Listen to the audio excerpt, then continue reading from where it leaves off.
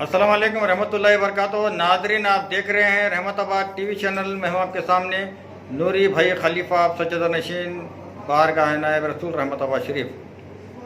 बुजुर्गों दोस्तों, आज 7 मुहर्रम है, 18 सितंबर 2018 का दिन है।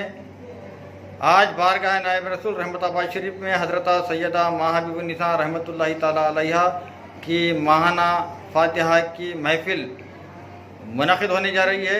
चलिए हम आपको ले चलते हैं डायरेक्ट दरगाह रहमताबाद शरीफ को, जहाँ पर अम्मा जान की महफिल सजी हुई है।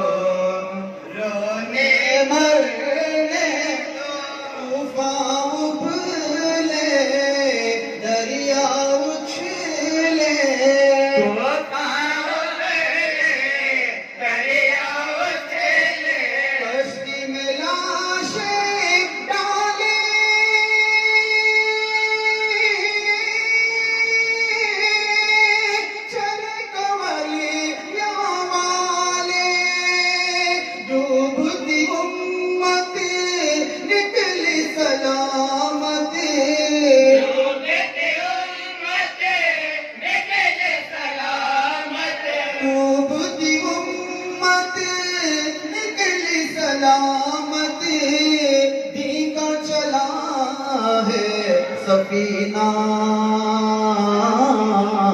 कटे गए हाय हुसैना, कटे गए